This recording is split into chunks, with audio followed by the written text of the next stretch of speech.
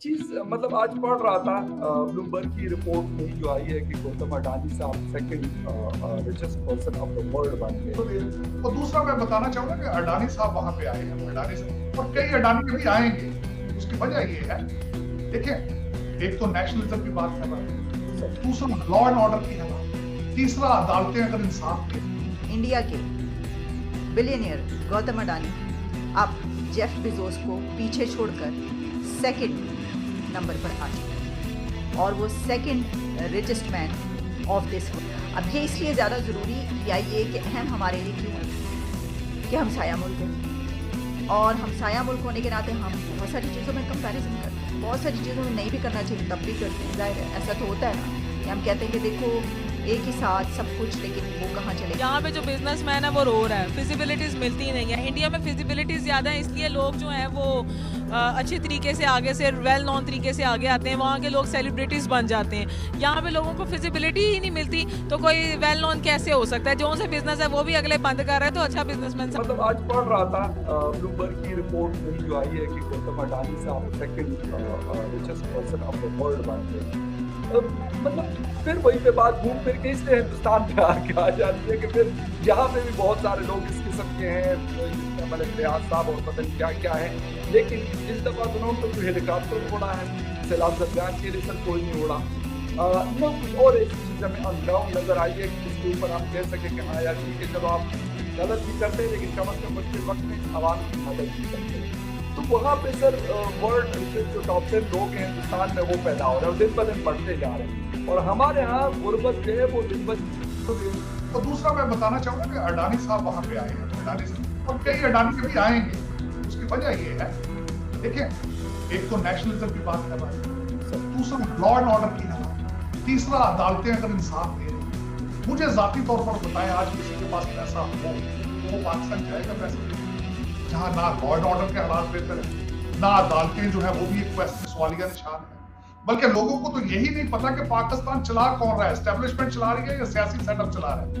आज तक वेस्ट जो है वो कंफ्यूज रहा है, भाई डील करें तो किसके साथ डील, असल पावर किसके हाथ में।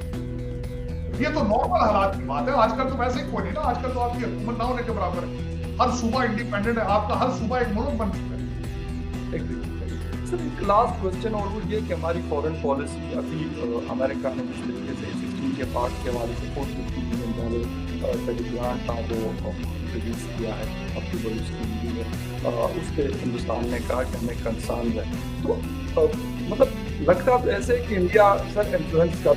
इंडिया के बिलियनियर गौतम अडानी अब जेफ बेजोस को पीछे छोड़कर सेकंड नंबर पर आ चुके हैं और वो second richest man of this world. 2 weeks पहले जो हैं वो तीसरे नंबर पर आए थे। अब वो जेफ बेजोस को छोड़ के पहले नंबर पर नहीं लेकिन दूसरे नंबर पर आ चुके हैं। जो नेटवर्थ इस वक्त बताई जा रही है वो है इनकी 155.2 बिलियन, $155 बिलियन से।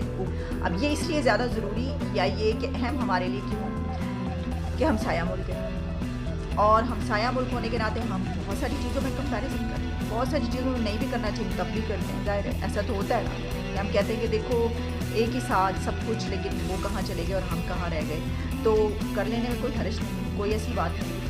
अब बात ये है कि सिर्फ ये बात नहीं है कि किसी मुल्क का कोई बंदा जो है वो रिचेस्ट मैन बन जाए या उसमें आ जाए, ठीक है, लेकिन इसमें बात पता कि इसमें बात ये कि इससे उस मुल्क को फ़ायदा बहुत होगा। जिस तरह मैंने आपको कुछ अर्सा पहले बताया था कि सारी डिटेल बताई थी मैंने अपने पिछले किसी प्रोग्राम में, आप देखने उठा के कि ऐसा नहीं होता है। हम ये समझते हैं कि शायद अगर कोई बंदा बनता है तो उसी को नहीं, उससे उस कंट्री पे बहुत असर पड़ता है। और जिस तरह मैंने आपको बताया था कि ये होने की वजह से इंडिया पर बहुत असर पड़ा है, इंडिया बहुत तेज़ी से ऊपर आ रहा है।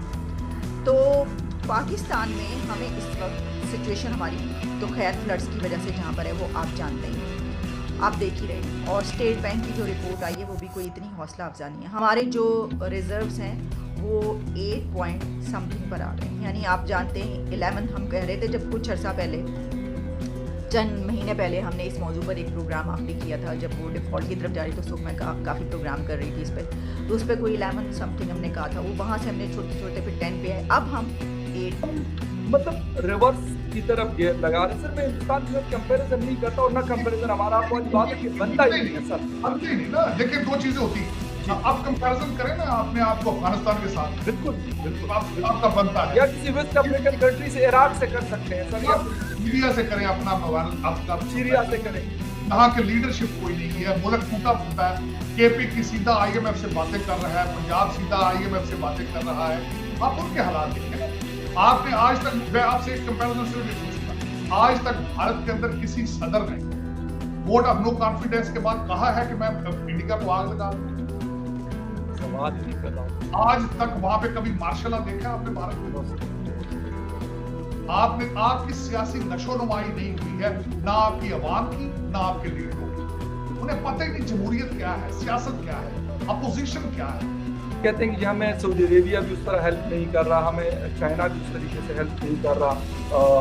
इंडिया से हम कहते हैं कि जिस तरह आपने बताया कि पहले दुबई से सब्जियाँ जाएंगी और फिर वहाँ से दुबई से होके शायद वो उसके ऊपर कोई और चीज़ हो जाएगी, कोई और केमिकल चढ़क के वो फिर हमारे पास आएगी। तो सर हम अगर चाइना हमारा जिसे कहते हैं कि ऑल वेदर फ्रेंड हम उसको कहते हैं, सऊदी अरेबिया काफ़ी उन्होंने हेल्प की भी, लेकिन हम खुद क्यों नहीं कर पाते थे और खुद क्यों नहीं अपनी डायरेक्शन बनाते? मैं मतलब भी कहने वाला था, दुनिया आपकी मदद करे लेकिन पाकिस्तानियों की मदद क्यों नहीं करना चाहते?